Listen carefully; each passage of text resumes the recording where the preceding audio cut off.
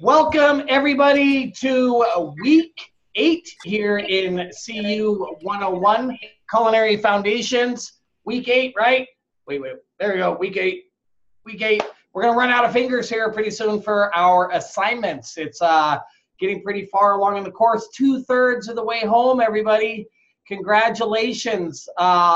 You guys are rocking the house. We have a lot of A's in this class, followed by some really solid B's and C's. So you guys are doing a fantastic job. Chef Matthew and I could not be happier. In comparison to our last block, we're seeing a lot more success with this group. So hats off to everybody. We're really encouraged by the momentum that everybody's got going. How's everybody's learning out there? Does everybody feel like they're learning something? Yeah? Picking up on a few things here and there? Awesome. Cool. That's what we like to hear, and that's what it's all about.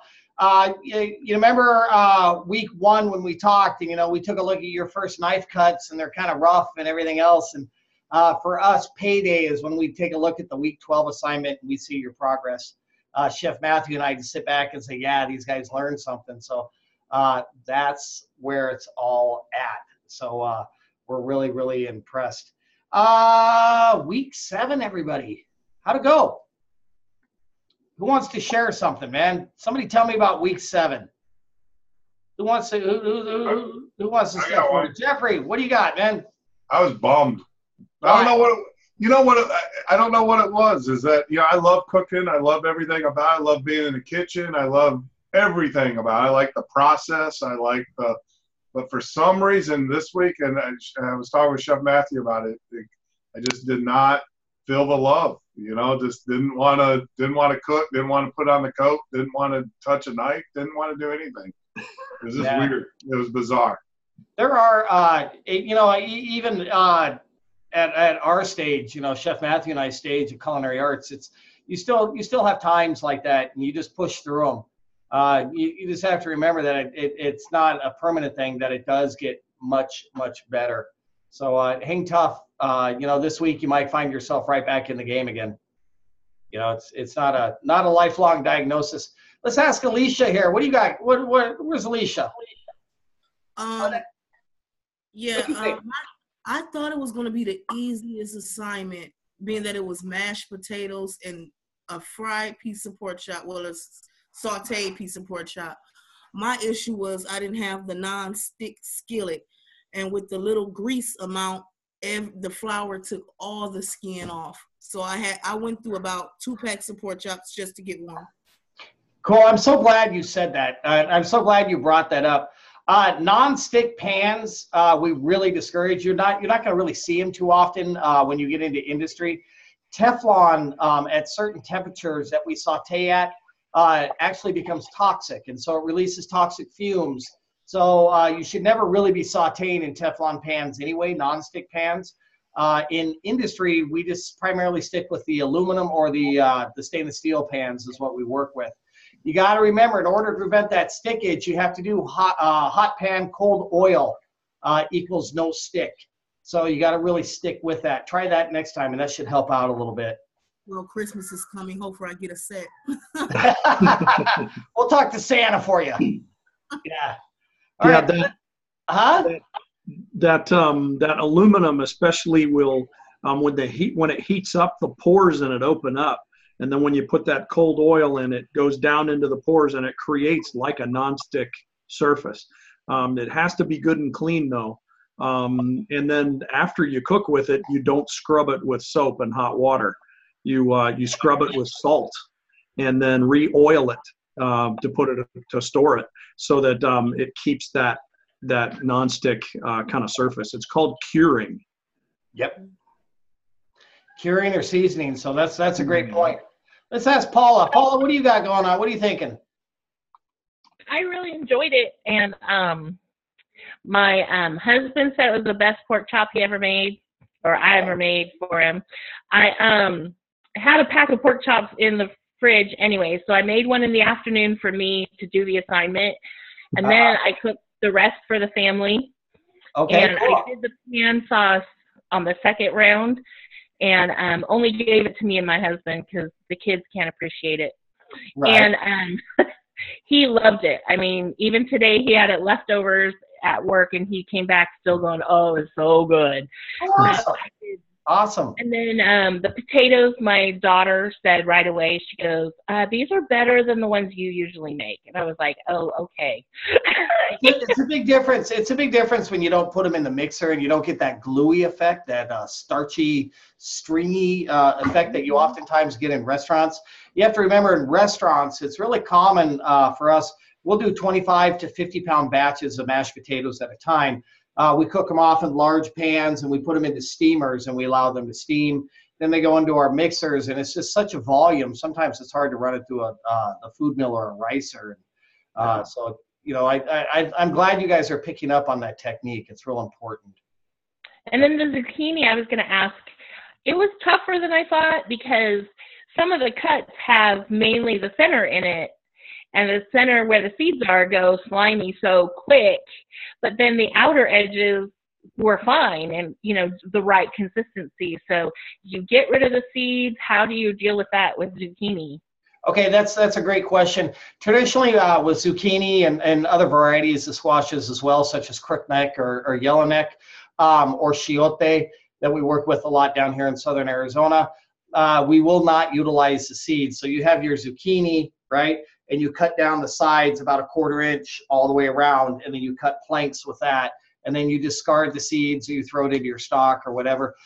For this exercise that we did this week, our primary focus is the knife cut, and then just you guys becoming familiar with the saute pans and learning that. And so, great point though. I think in the future, discard the center, because they do cook much quicker than the exterior.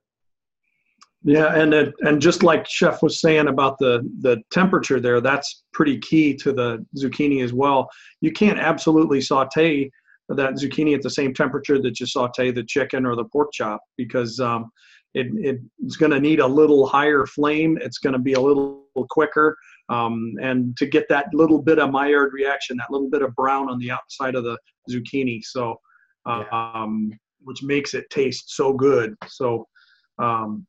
Absolutely. And you guys have to remember, once you're in industry and you're doing this, you know, with your saute pans, you're working two 16-inch saute pans at a time with vegetables, because we don't do every order to order, right? So, you know, on a Friday night, we'll cook off, you know, half pans of vegetables, pans that are about this large, and we're sauteing with both hands simultaneously and going to town. So, you know, hang on there. It gets better. So let's ask Rudy here real quick. Rudy, what's going on, man? How you doing tonight, Chef? I'm good. So my one concern that I had with the assignment, my boyfriend loved the pork chops. They were a big hit. But the one issue that I had was the chunkiness in the of the mashed potatoes, like having chunky parts in the mashed potatoes. Okay. I mixed that there and mixed them. Is that supposed to happen, or? If you ran it through a ricer and you properly cooked your potatoes, probably not. Okay. Right. I'm probably gonna have to redo that assignment. Yeah, so you might want to check that out. Okay. And there's kind of a thing called smashed potatoes. So if you're not using a ricer, but you're using a potato masher or a fork or a whisk, which is perfectly fine, there will be some lumps. I don't mind it. It doesn't bother me a bit. I think that adds some authenticity. Unless I'm in a fine dining establishment and I want perfect mashed potatoes, then, you know, that's a different story. But with a steak in most, you know, upscale restaurants, a few lumps is okay. Yeah. Julie, did you have your hand up? Yes, I did. I had my hand up a while ago, but I think that Chef Matthew answered my question. I think I need to re-season one of my saute pans, and I guess that I pay such close attention to my cast iron pans that I forgot about my stainless pans and my aluminum ones. So I had a little trouble with my zucchini. I almost wish that I wouldn't pay attention to the cuts. Just knock off both ends of the zucchini, make my 1/4 inch planks, and go from there. Because by cutting them in half, I did get a lot of the seeds. I didn't remove the seeds, and I just wish that I hadn't paid attention and just done it like I ordinarily do, and I think I would have had a better result, more consistent result. Mm-hmm. Yeah, Sometimes it's awesome though. It's awesome though that you're picking up on the difference. I mean, so and you know that's about you know that's what it's all about at the end of the day. So I mean now it's kind of funny as a chef. I've probably forgotten more about food than most people will ever learn over the last 37 years. But right. I think I've learned more about what not to do than what to do. And so you know sometimes these mistakes yield great results. And so I think what Paula was saying about the zucchini, what you're saying, and Jeffrey's down there shaking his head, you know, these are the things that we learn from. And so, you know, chalk it up as experience. It's true. I don't have these problems when I'm in the professional kitchen because I'm just going by rote, by what I know. But now when I'm focusing and watching step by step, it is good to be reminded. I am learning. Yeah. I'm learning from my mistake. So that's what it's all about. Yeah. If I learned everything in school, I'd be an ace, but I learned most of my stuff in life by the mistakes of, you know, not doing it right. Hey, Jeffrey, did you get your question answered down there? No, actually, one of the things I found weird with this exercise was on doing the protein and the sauteing. I always, you know, do the sauteing and then throw it into an oven, a low heat oven, about 250 or so, let it finish.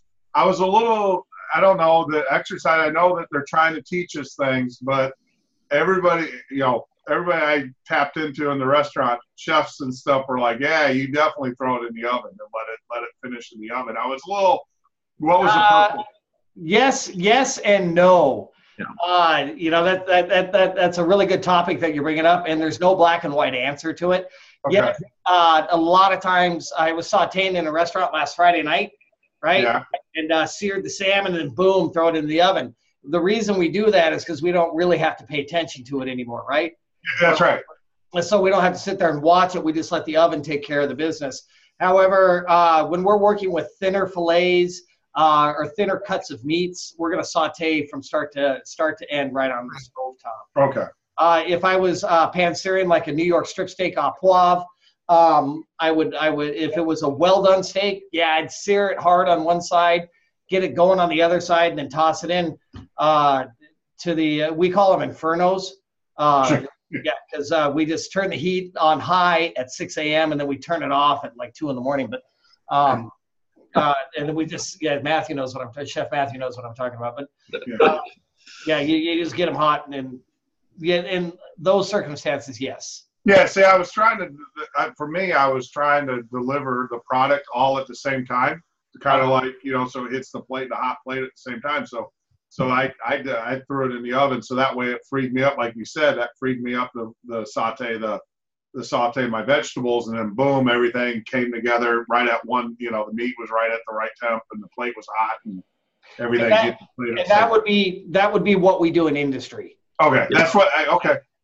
Then I was trying to mimic what I would be doing eventually. And you also have to remember too. I mean, depending on the thickness of your protein, you know, not knowing what you did, but you have to also figure in carryover cooking too, right? So if you sear high on one side, sear high on the other side. In industry, we put that up into our salamander unit underneath the grate, and we just let it hang out for a while. Yeah, let it finish. Yeah, in industry, and we haven't gotten to this part yet, but the ticket will come in most restaurants, and I'll look and I'll say, Chef Matthew, ordering New York strip steak au poivre. Chef Jeff, we're ordering a shrimp scampi, right? So you start those dishes, right? You get them about 2/3 of the way done. You scoot them to the side, and you're working on other orders. And then a few minutes later, I'm going to yell, hey, Chef Matthew, sell me that New York strip steak. Chef Jeff, sell me that shrimp scampi. And then boom, it's ready. You'll have that dish to me in 1 to 2 minutes. And so we work in stages. 90% of the time on finer dining restaurants, you're not starting and selling. You're starting, stopping, and then you're waiting for the expo to say, sell that ticket. Okay. Yep. Yeah. Yep. And another thing too, I mean, if you have 4 burners and you have 10 orders, you need to clear some stuff off the burner so you can start the next order. So you're throwing it in the oven. You let the oven do the work and use industry terminology, put it in the oven and forget about it. So you can You move gotta on have to the other accent though when you say it, because that's Yeah.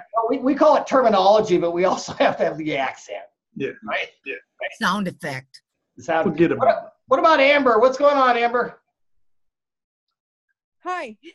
Hi. Yeah, when I did this zucchini, it like completely went watery on me. So I'm like, okay, that's fun. You did what? The when I did the zucchini, it went watery on me. I think I had too much oil to it. I think probably. If it went watery on you, there's a couple of different things. Number one, your saute pan was probably too cold. And then number two, if you put salt in there to start with, the sodium breaks down the vegetable fibers and releases the moisture and forces the product to become watery in the pan. It's probably too cold then, because I never add salt to anything unless I'm done. Yeah, hot pan, cold oil, all the time. Yeah, or the pan could have been overloaded, but either way, chef's right. There's not enough heat in there to cook off the moisture, so you can't saute. It just pulls the moisture out, and then you're boiling. And I saw a couple assignments like that, and it looked like the zucchini was boiled, and it gets all limp and noodly, and it's not, it's not crispy. It doesn't have that brown Maillard reaction. So and part of the problem as well is like we just mentioned with Jeffrey down there is you really have to learn how, and this is something, it's not a technique, it's a learning thing that comes from practice, is learning about that carryover heat, right? So, and Julie said that she's been in industry for a little while, but you don't saute that zucchini from start to finish, right? You saute it probably about halfway, and then, by the time it sits in that pan for a minute or two, and then by the time it sits on that plate for a minute or two, it's going to be way cooked, right? So you have to pull it off before it's done.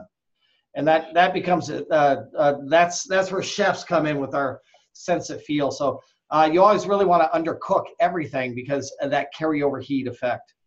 You really have to So imagine when a chef goes to a restaurant and they see on a menu that something was sauteed in white wine.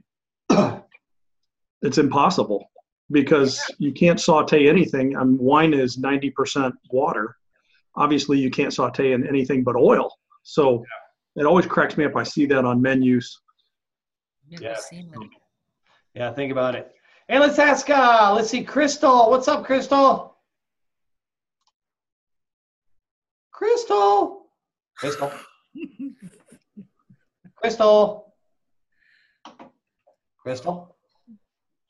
There you are, Crystal. Hey, Crystal. I'm sorry. That's all right. I had a couple of questions. Sure. The first one was, what is what did you call it? A salamander? A salamander, right? Yeah. A salamander is a piece of equipment, oddly enough, that was originally developed by Auguste Escoffier, and basically what it does is it cooks from the top down, right? Whereas a saute or a stove would cook from the bottom up, or a lot of ovens cook from the bottom up. And generally, they're a 36-inch basic box, right, that sits up above the stove. And some places call them cheese melters, which is a little bit of a different model, but they have a tray that slides in and out of them. And if you're going to gratin an item, if you're going to melt cheese or whatever the case is, you'll throw it into the salamander. Or directly underneath that tray, there's traditionally a shelf that will let things take their time and rest. You know how we let meats rest before we cut into them? We'll throw them up there as well. Okay. And my second question is a little bit off topic, but I'm still waiting for my peeler. Who do I need to contact for that? Cool. You need to call 877-224-8576. That number is also at the bottom of the class page. And let them know, or you could shoot your success coach a message. I think Rudy was having the same problem with the ruler or with the peeler as well. For some reason, I don't know. We do so many right things with peelers. Yeah. So. Okay. Good. Thank you very much. All right, Sharon. Fine. What's up, Sharon? Which one, me? That's you. That's you. Hi, how you doing? I had a little problem with the saute when I went to do the flip. I kind of made a mess a couple of times. My dog liked it though because you know what hit the floor he got before I could get it. That's good. You always got to be thinking about the pets in the kitchen. Well, he's not supposed to be in there. Not yet when he starts seeing stuff flying. So, it was really funny. He loves it when Mom cooks and I'm trying to do something and I drop stuff. So, I really enjoyed it. I really enjoyed learning how to do it.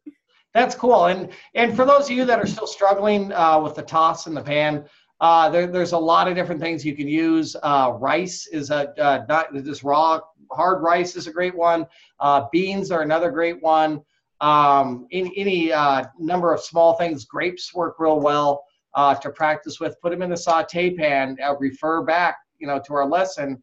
We move it down to the bottom of the pan, then we lift it back up, and then we catch. And it's muscle memory. It takes a little bit of time.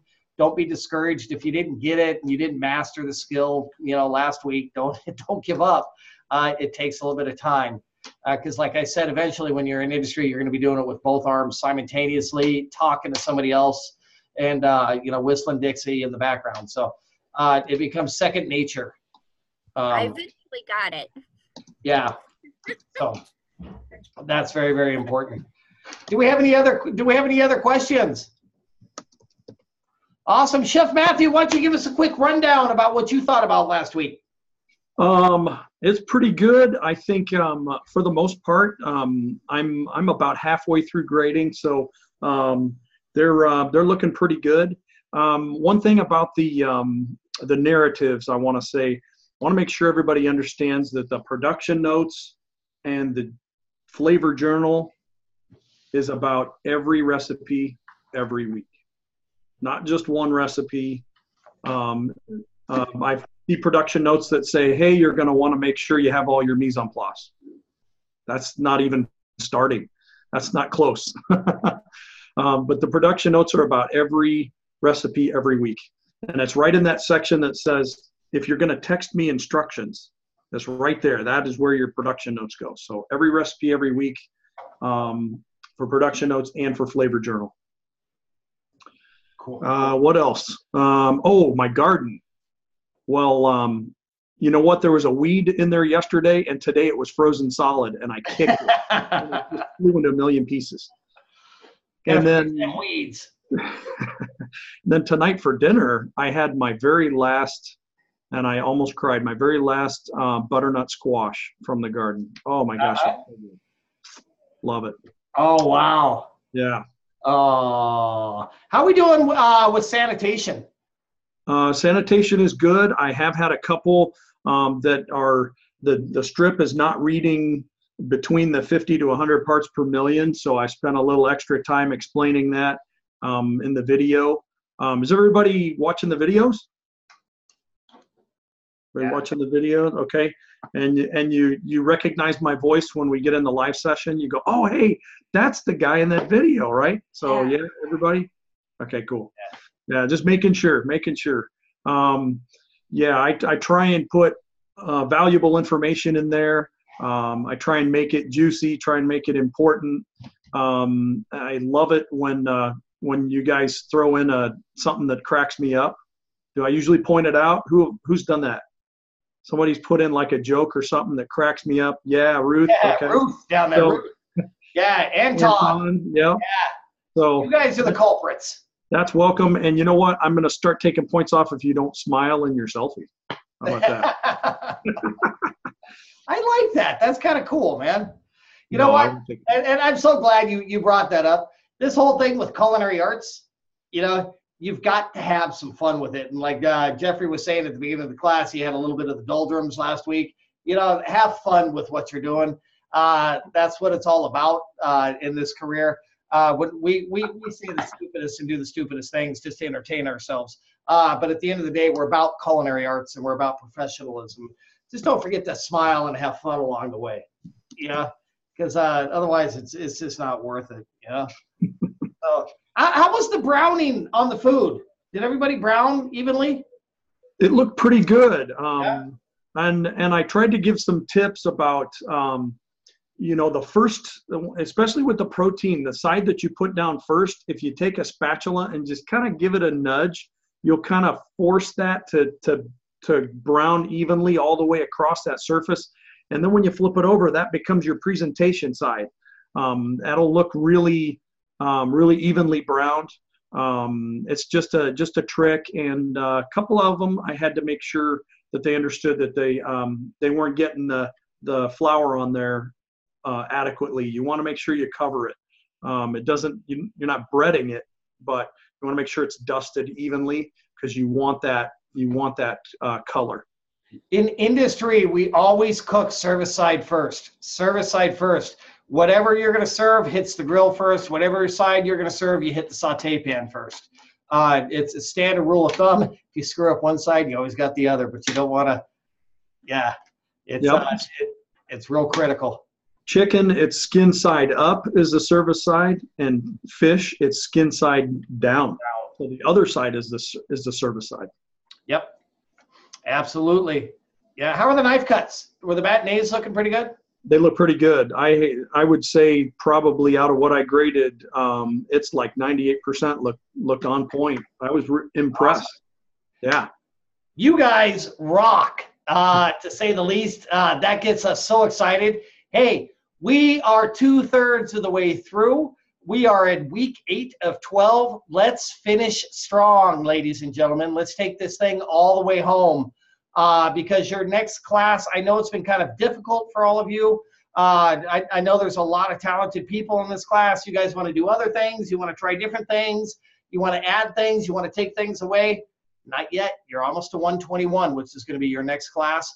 And they are going to give you the reins because you're working without recipes in your next class. You're going to be utilizing the techniques that you learn in this class to create your dishes in your next class with your own nuances of creativity.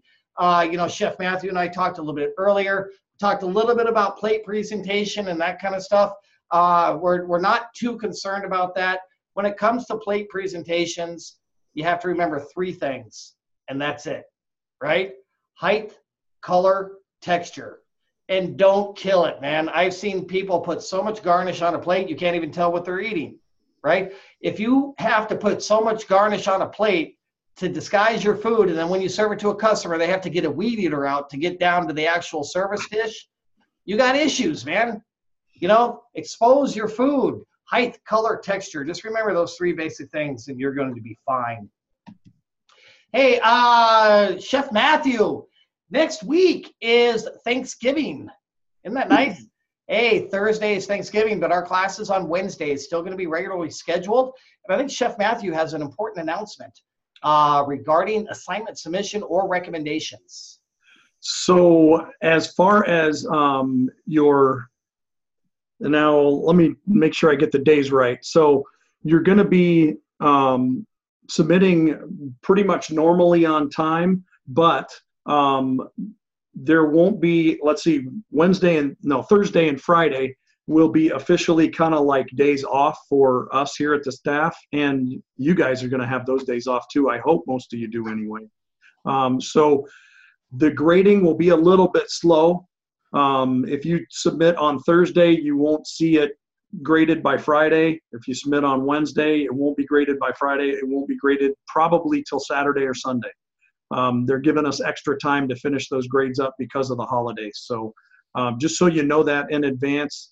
I know sometimes you guys will submit and you'll be looking for it the next day, and I do my best, but it's usually Monday or Tuesday nights I get buried. So that's when I'm really digging for the bottom. So anyway, just make sure you know that in advance. Chef Matthew and I are closing down the corporate office here in Scranton, Pennsylvania on Thursday and Friday. Bye. Moving on to week 8. Let's get down to business here. We've got about 30 minutes here. We're going to blow through this information. This is an exciting topic here, deep frying. How many people out there have deep fried before? Yeah? We're going to get into it here in just a minute. We're going to take a quick look at our class page And deep frying is something that's kind of near and dear to me, that I've used that technique quite a bit. But let's take a quick look at next week's class page to make sure that we're all on the same page. How many people saw this video? Right up here at the top. Good. Make sure you guys are watching that every week. Just a couple of tidbits to help you out. The nearer and dearer you are to this program, the better your chances of success are. So stay close. Research materials. Really learn and read these research materials this week. It's really vital. This is a technique that involves a lot of nuances and a lot of certain aspects that you need to pay attention to. This week you have 2 knowledge checks. Those are due Saturday. Get them in. There is no reason not to get a 100 on the knowledge checks. Absolutely not. Don't forget, you can take that knowledge check as many times as you like, and only the highest score sticks, right? And week 8 conversion knowledge check, don't forget to refer to week 6, where all the gallon people are and all that other kind of good stuff that can help you answer all the questions. Thank you, everybody, for attending this live session. People that attend the live session or watch the live session archive, we know those are the ones that are going to succeed. So make sure you attend these and get credit for watching and attending. Hey, our assignment this week, we are deep frying breaded deep fried protein and then a battered deep fried protein. So we're cooking 2 different things. We have no discussion board this week. So enjoy that little break from that. So once again, I did mention that it's really important to really focus on our research materials this week.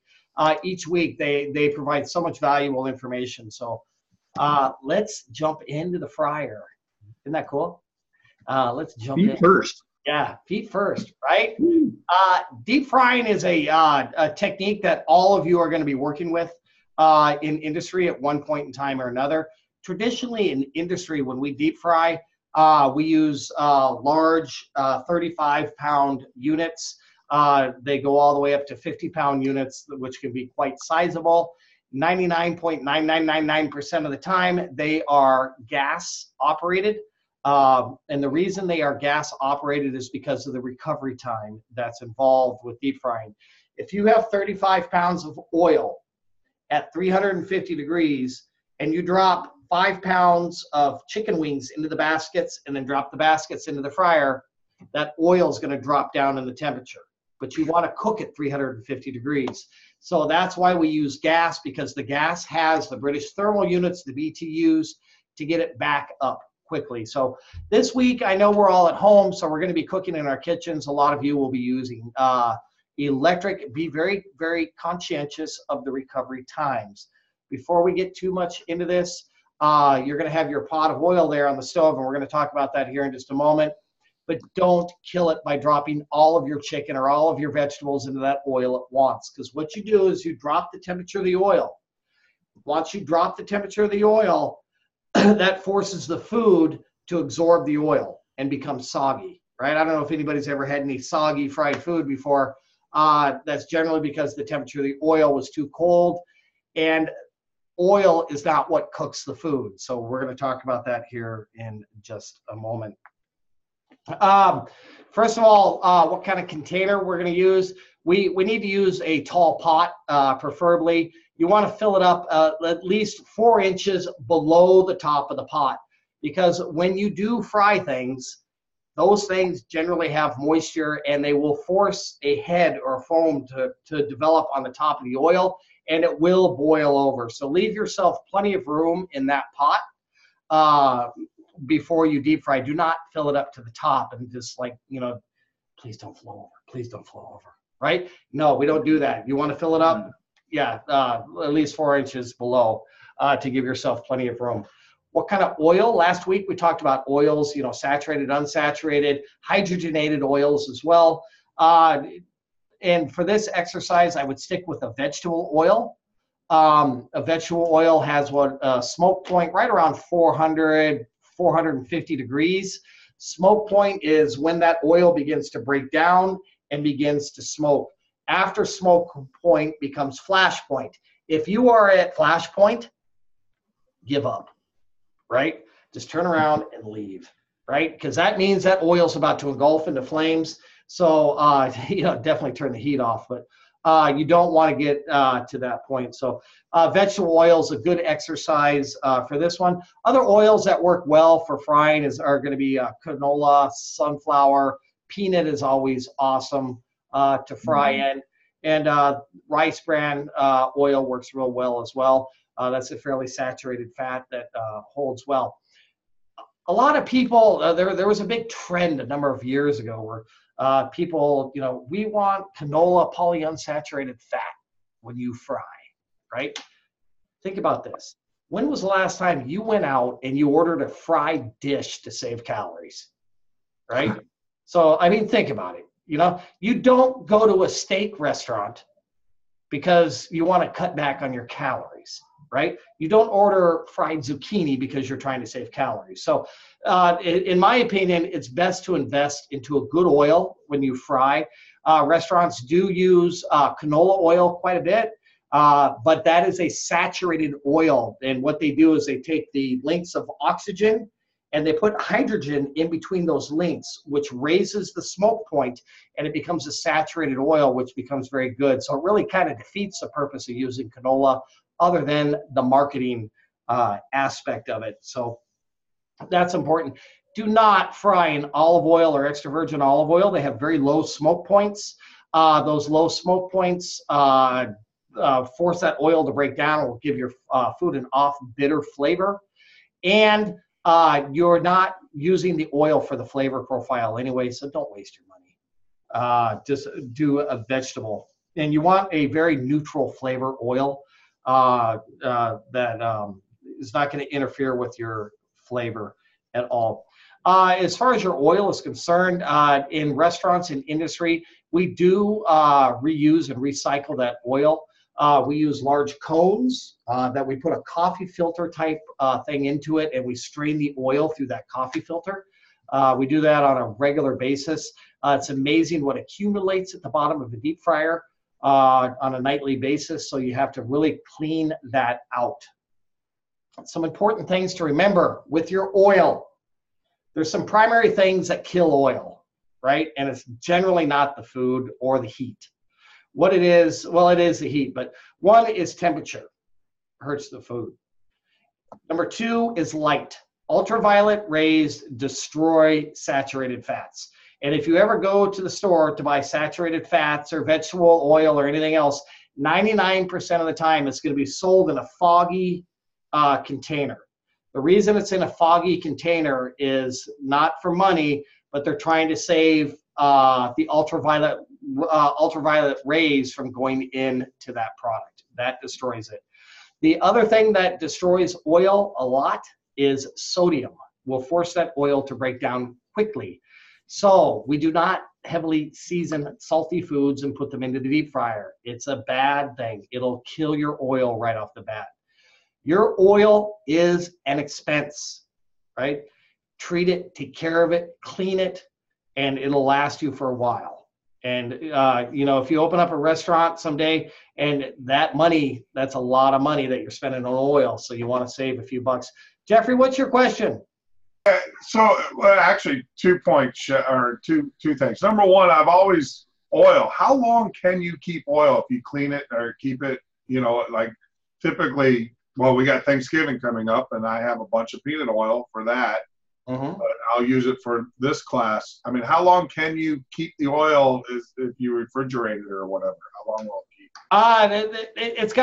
There's really no right or wrong about that. It really depends how long that oil is sedentary after you use it for frying.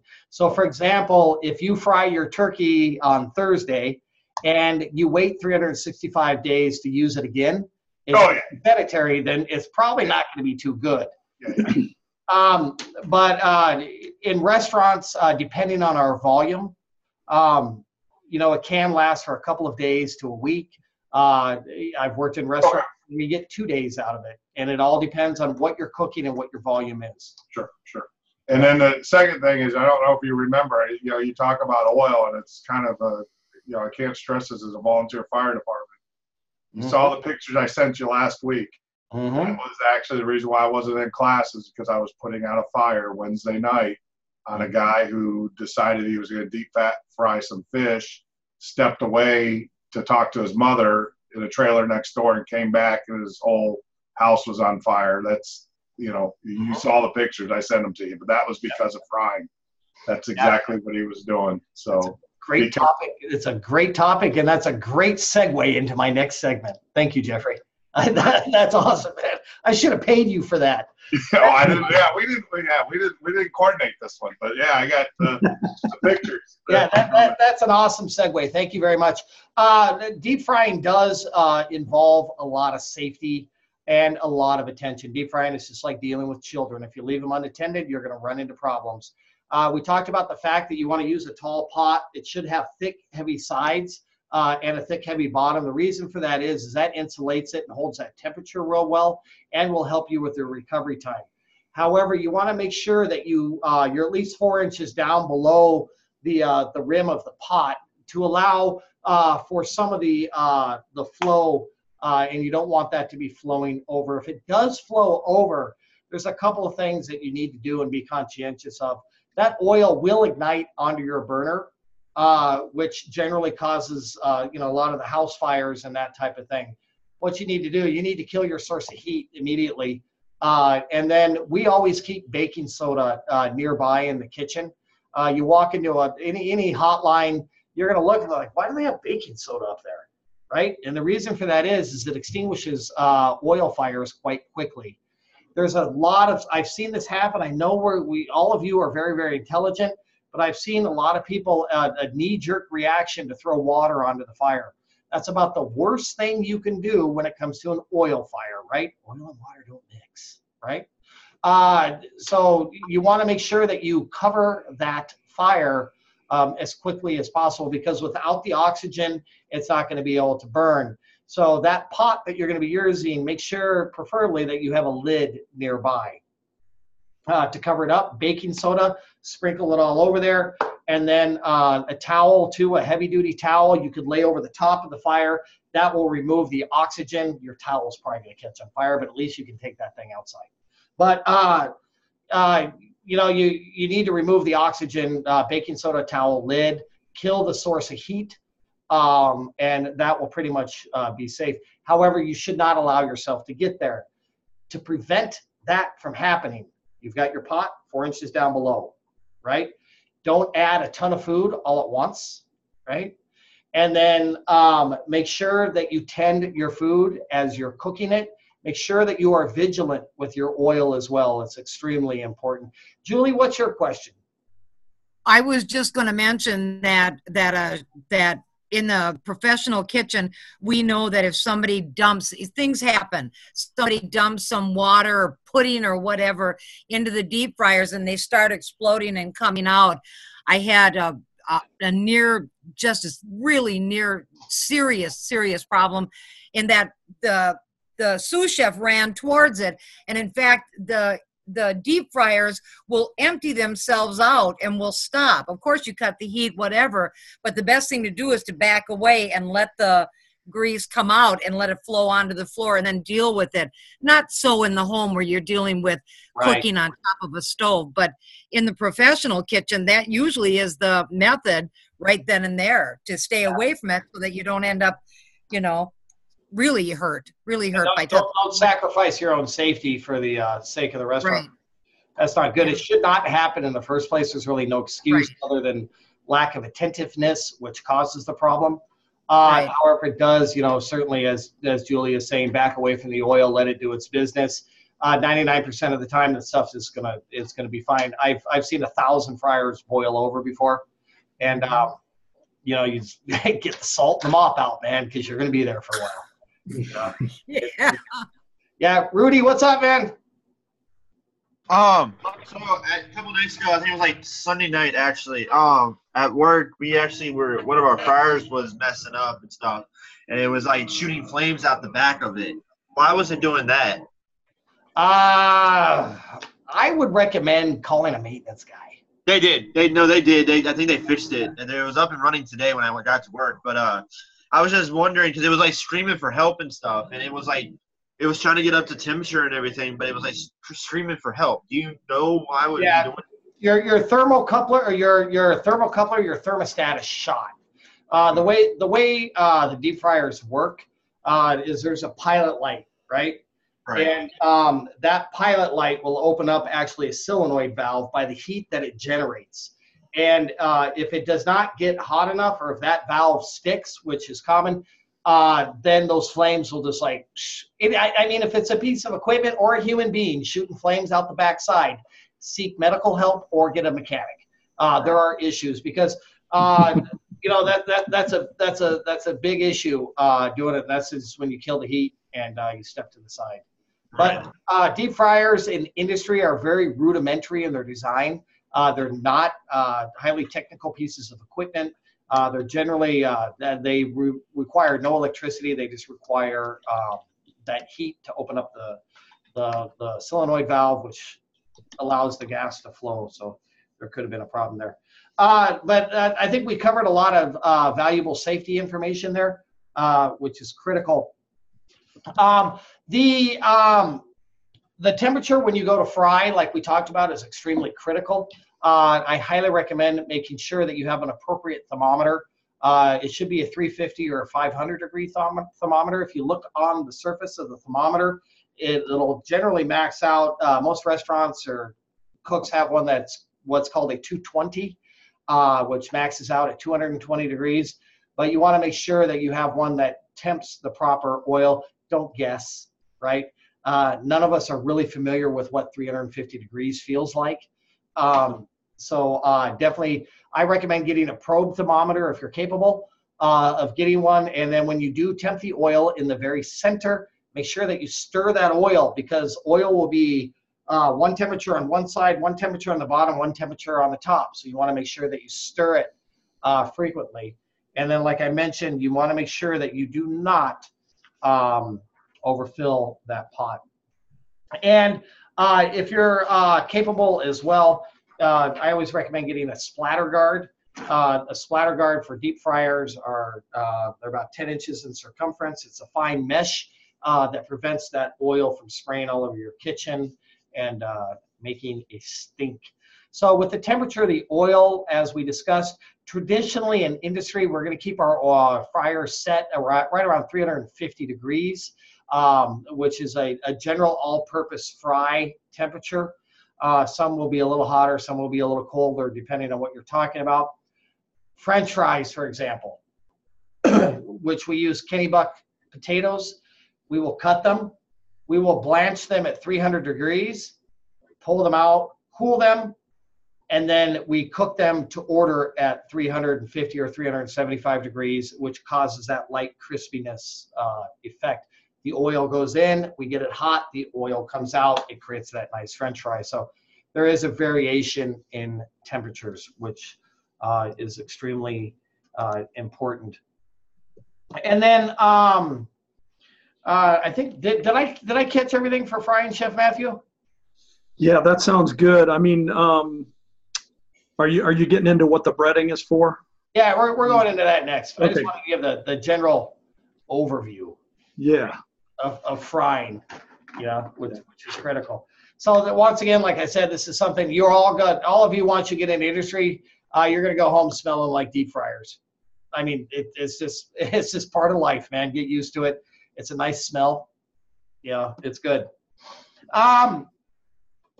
So this week we're working with a couple of different things. We're working with breading, and then we're also working with batter.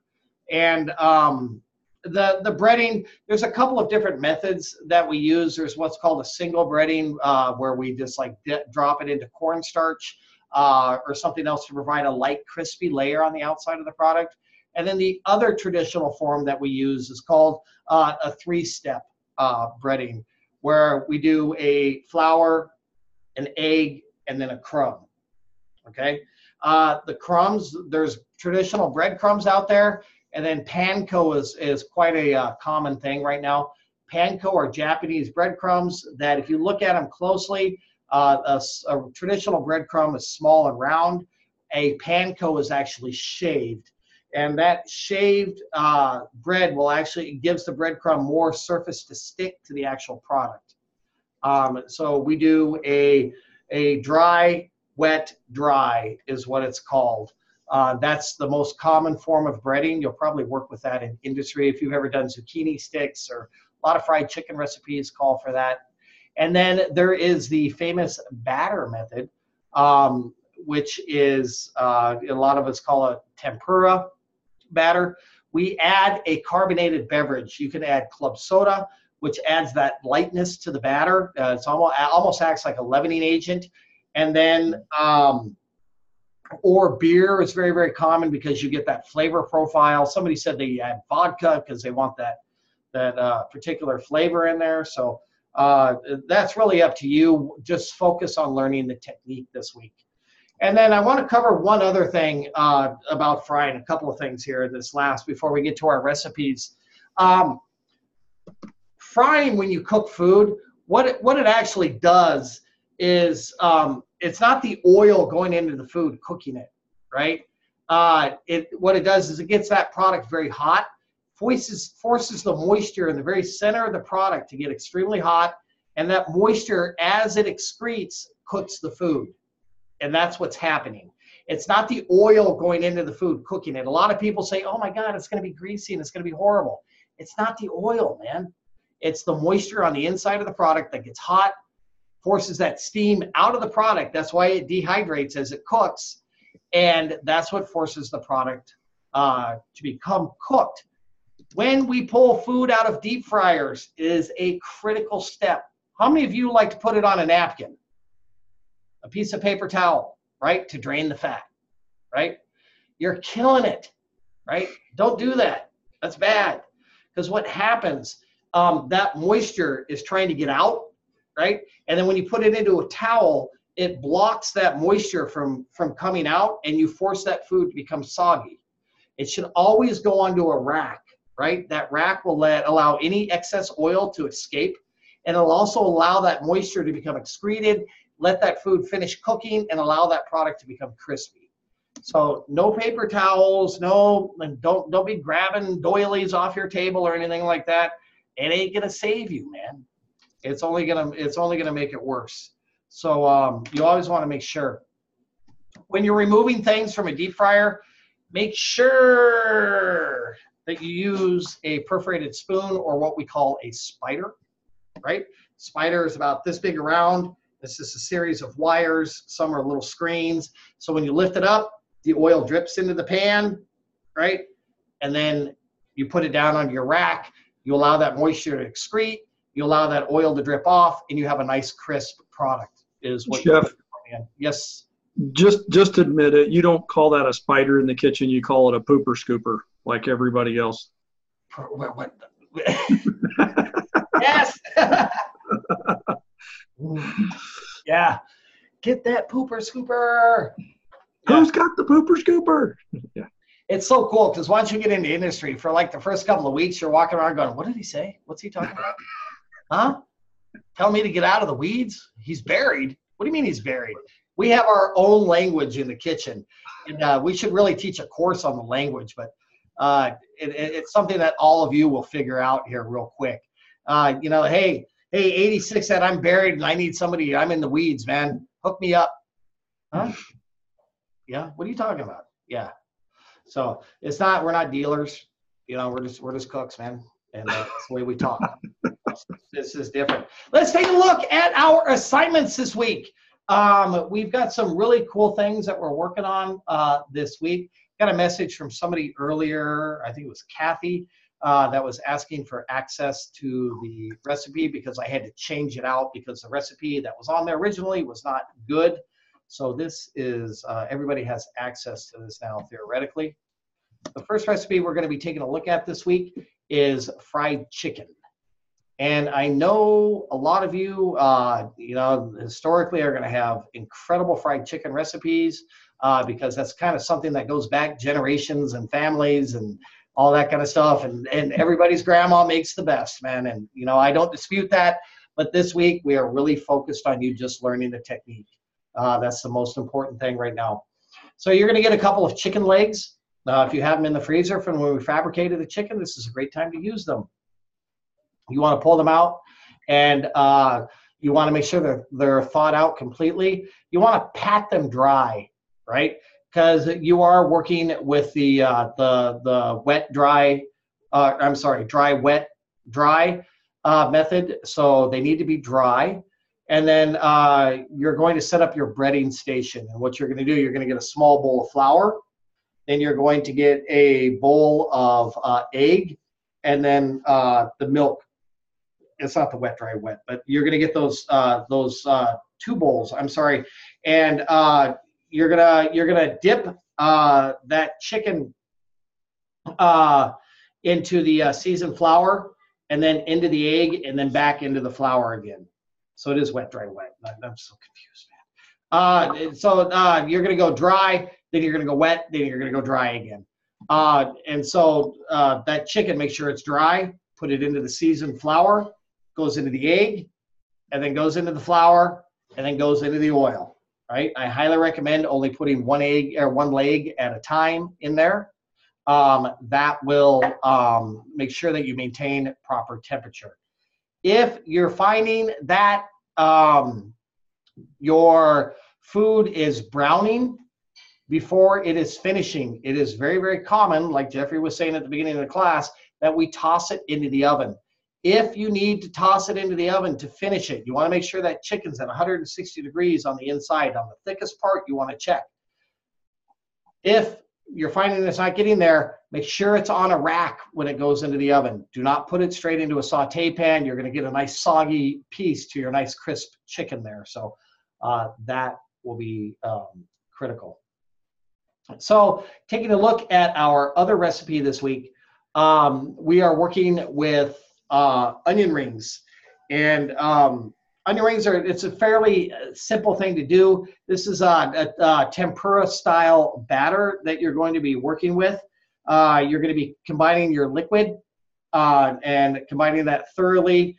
And then you're going to sift your flour, baking soda, and salt and mix that into the liquid. That liquid should be fairly thin. It's not a very thick liquid that you're working with. And then you're going to whip your egg whites to soft peaks, and you're going to fold that in to your batter. When we say fold, do not get your whisk and start whipping it, right? You're going to take your spatula and fold from the side to the center, from the side to the center, from the side to the center, preserving the air in the egg whites. That makes sense? Yeah, you want to preserve that volume that you have, right? And then you're gonna cut your onions into rings. You can store them in water if need be, which is fine. I don't like doing that because it adds a moisture to it. Traditionally, in the restaurant industry, we'll store them in milk or in buttermilk, and which has lactic acid, which helps break down some of the toughness in the actual onion. So water we don't use too much. Then you're going to dredge those in flour, shake off the excess, and then you're going to dip it into your batter, allow the excess batter to drip, and then into the oil. How do I do, Chef Matthew? That sounds excellent. And I think the only thing I would add is, well, 2 things, and it's just I'm thinking of breading. If I'm setting up a breading station, I would highly advise you guys take some plastic wrap and just wrap the table that you're using, so your cleanup is much, much easier. Also, one hand goes in the flour and the egg wash. One goes in that way, and then the other hand goes in the other way.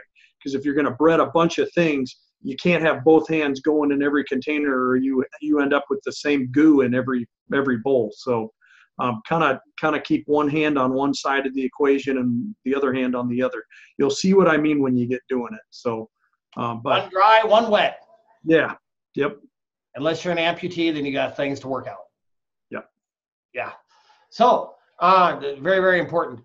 And then those are great suggestions. Yeah, in industry. And then in industry, a lot of times when we're working with raw proteins and we're working with this flouring thing and the egg batter, We will plastic wrap our work surfaces, which just makes life so much easier at the end of the day. Plus, it really helps prevent cross-contamination as well. Let's take a quick gander at our assignment this week. And it's fairly simple. I think we all understand the recipe. Our deep fried protein, which is going to be fried chicken. The traditional self-identification photo, sanitizing bucket, mise en place, which you can do one set if you are doing both recipes simultaneously. Make sure you hold up your fingers. 1, 2, 3, 4, 5, 6, 7, 8, right, for this week. 8 fingers.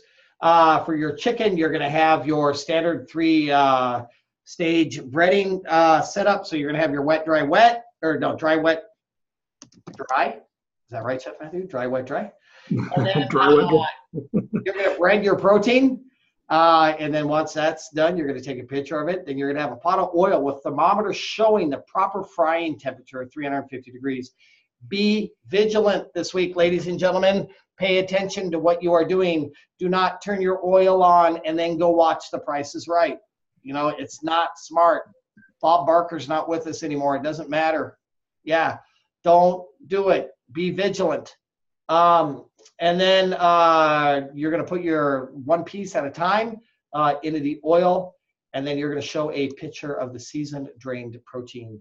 And then as far as your onion rings are concerned, you're going to have your batter in a bowl, dipped, showing the batter consistency. And then you're going to, your oil with the 350 degrees. You can do one picture if you're doing both at the same time. Save yourself a time. And then the picture of the vegetable frying, the onion, and then a final picture. And then let's not forget our narrative this week. It's very important. Let's get some questions here. Amber, what's going on? Hi. This maybe sounds pretty stupid, but do we have to do chicken legs, or can we do something like different? Because we prefer that you work with the chicken legs, and the reason for that is number one, it's a very common protein that we fry, and then number two, it can be a little bit trickier because it's got the bone in it and everything else to get to the proper doneness. And so we prefer that you learn that method. If I would recommend that when you do this exercise, you do it for your family as well. So buy a whole bird, break it down, fry the breast, fry the thigh, fry the leg. You can do the entire chicken. Okay, cool. Thank you. You're welcome. Jeffrey Norton. It's me again. One thing I noticed about the chicken leg recipe, as much as I like to drink milk, it doesn't have what you, I'm assuming, but I'm going to ask, the egg and the milk go together, right? The egg and the milk do go together. Yes, sir. It's not in the recipe, so that's I was just wondering. All right. Yes, that becomes one liquid. And like I mentioned earlier, we like to work a lot with the lactic acid because that does help break down the proteins and the vegetable fibers as well. Sure. Not that the chicken has any vegetable fibers. Does that answer your question, Jeffrey? That was it. All right. Let's see. Rudy, what's going on, man? I do have one question though. When you're fabricating a chicken, I know this is kind of off topic, but when you're fabricating a chicken, how do you get like the tenderloins and stuff? How do you break down into the tenderloin? The tenderloin is going to be located directly underneath the breast, and when you remove the breast, you should be able to just pull the tenderloin right off the breast if you've done a proper job doing that. It'll just pull right out. Okay. Because the breast and the tenderloin, although they are connected, they're not one solid piece of meat. They're two pieces of meat that are just connected by sinew, so you can literally just pull them apart. Okay. Make sense? Yes, sir. Yeah. Any other questions out there? None? You guys rock. I think this has been a great live session. Don't forget, next week is Thanksgiving. We have our regularly scheduled class. Let's answer Alicia's question real quick here before we wrap up. What's up, Alicia? Are we going to learn how to cook the difference between medium rare, and rare? I believe we get into that. I'm not sure if it's week 10 or 11. And then then in 121, you're going to get a lot more into that as well. And if you have any questions about it, I can give you some easy hints and walk you through the process as well. I'll be glad to do that. Okay. Sound good? Yep. Yep. So ladies and gents, thank you very much for our live session. As always, if you have any questions, make sure that you reach out and you contact us. Chef Matthew is very social. He loves people. You can call me, 520-276-6281, and I'll be glad to work with you. I hope everybody has a great night. Thank you, everybody. Enjoy your weekend.